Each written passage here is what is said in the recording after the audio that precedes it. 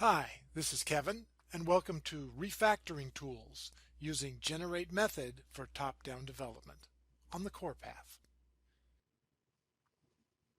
Technically speaking, refactoring is to take a working piece of code and restructure it in such a way that it behaves the same, but its structure is improved, or at least we intend to improve it. And we will be doing that, but we can also use the Visual Studio refactoring tools to help develop our code. Looking at the biggest picture, when you develop your code, there are basically two ways to do it.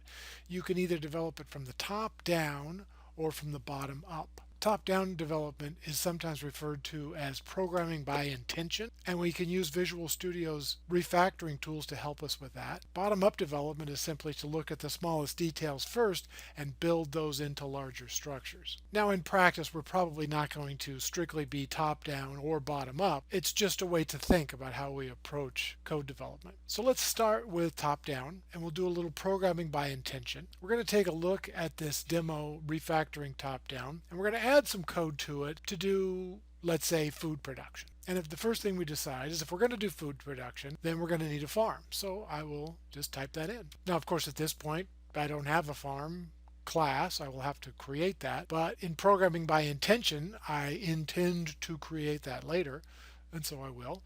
In the meantime, I will continue forward with what I expect my flow to be. So I guess if you have a farm, then you're going to need to plow it, and then plant things. And once things are planted, you have to tend your crops. And finally, you can harvest. So at this point, none of this stuff exists. This is just a high-level view of what I want to end up doing. And we might want to do that repetitively, so let's go ahead and put that in a loop.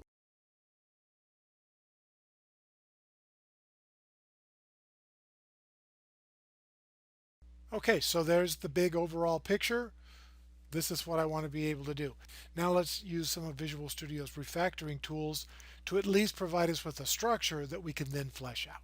So I right-click wherever I see a squiggle and select Quick Actions in Refactorings. And as you may recall, we did this earlier by using the Control Dot or Control Period shortcut. Now we've got some options. We want to somehow generate farm, and I'm going to take the first option here. So the red squiggle goes away, and now I've got some new red squiggles. So on each of these, in turn, I will right-click and select Refactor. I want isViable to be a property, and I want each of these to be methods in that same class.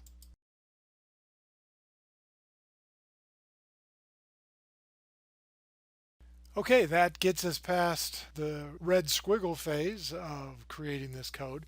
Let's take a quick look at the class that's been created. And the first thing we notice is that everything is marked internal. We will see the internal keyword used later in this class. Briefly, it just means that the resource that's marked internal is not available outside of this project or outside of this assembly. And that's a good default because it limits the scope and visibility of the resource as much as possible. And then if we as developers decide that we need to expand it, we can change that keyword.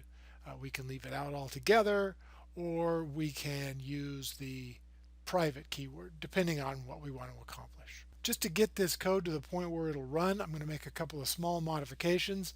One thing I'm going to do is I'm going to add a constructor to farm. So this modification will allow us to at least get to the point where we get into the loop. Now you'll note that the body for each of the generated methods is to throw the not implemented exception. So again, for the purposes of illustration, let's go back to program and deal with that exception.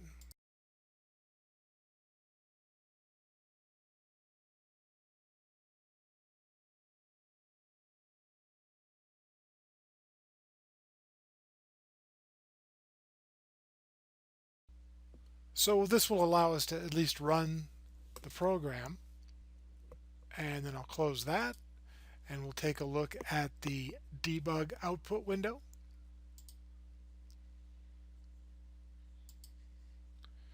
And you can see that it describes what we need to do. Our next step is to write the plow method. But in a very quick way, we've created a structure for ourselves. And that's been refactoring tools using generate method for top-down development on the core path. Thanks for watching.